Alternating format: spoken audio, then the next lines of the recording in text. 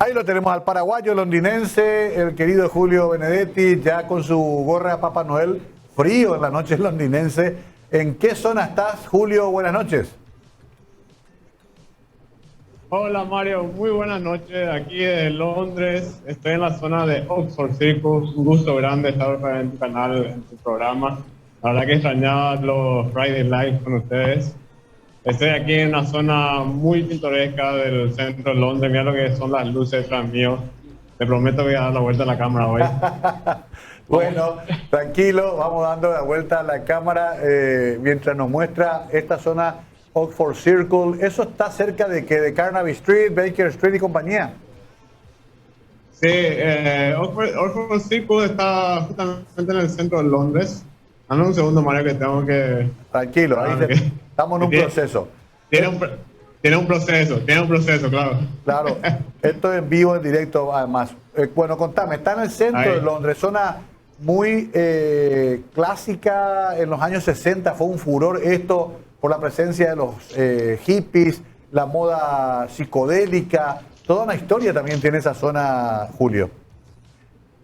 Así es, Mario. Te cuento un poco la historia aquí de Oxford Street. Bueno, estamos llegando, voy a ir caminando un poquito y vamos a ir hablando.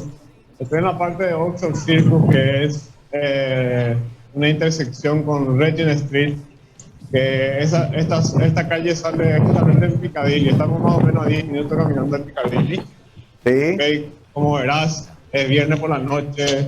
La gente, por más de las restricciones que hubo, fue una semana muy intensa con el tema de las restricciones, pero igual hay mucha gente en la calle, si puedes ver por ahí. Estamos justamente en las intersecciones. Esta de aquí que ves es Regent Street, ¿ok? Ok. Y si voy más para allá, lo tenés a Oxford Street, que es una calle que tiene 300 tiendas. Es una calle comercial, una de las calles comerciales más famosas del mundo, como la de que hay en Nueva York, claro, donde están las grandes marcas. Madrid.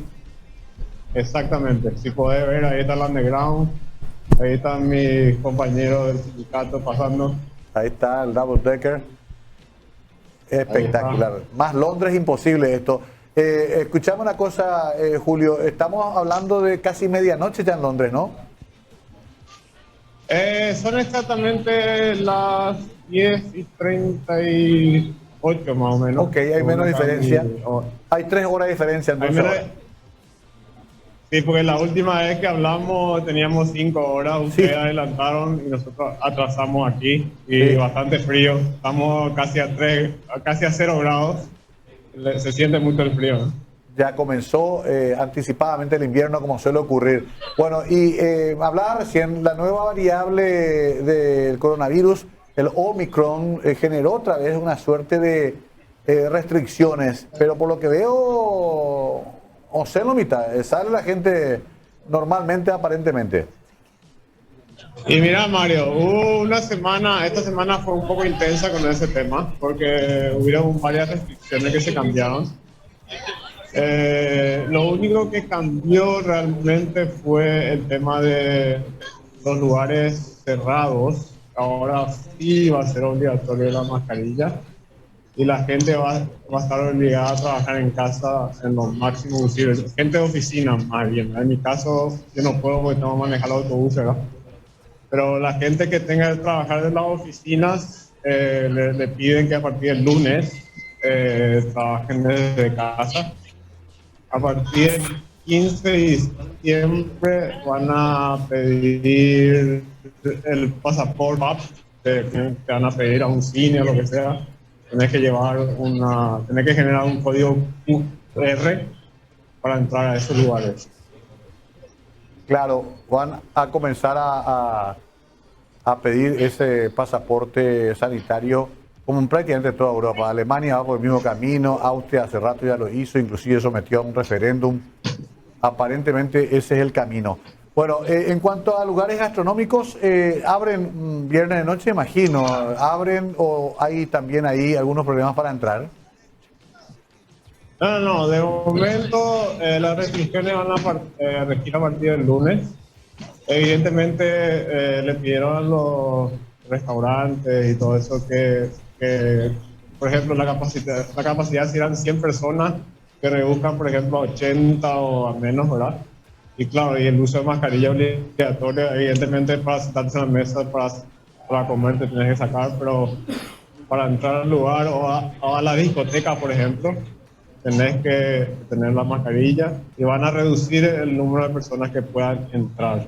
Pero igual la gente, la tercera dosis, la gente se está aportando, ya casi un 40% de la gente se puso la tercera dosis aquí.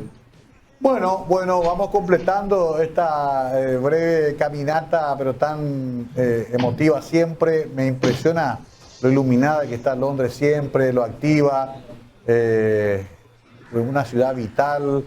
Evidentemente que todavía está en la cuenta regresiva para la Navidad. Por último, Julio, ¿cómo pasan allá la Navidad? ¿Se festeja la noche del 24 o es el almuerzo del 25? ¿Cuál es el momento en que el inglés promedio celebra la Navidad? Mira, Mario, acá es prácticamente parecido como en Paraguay. El 24 se celebra Nochebuena con el famoso pavo de Navidad y los dulces de ellos aquí.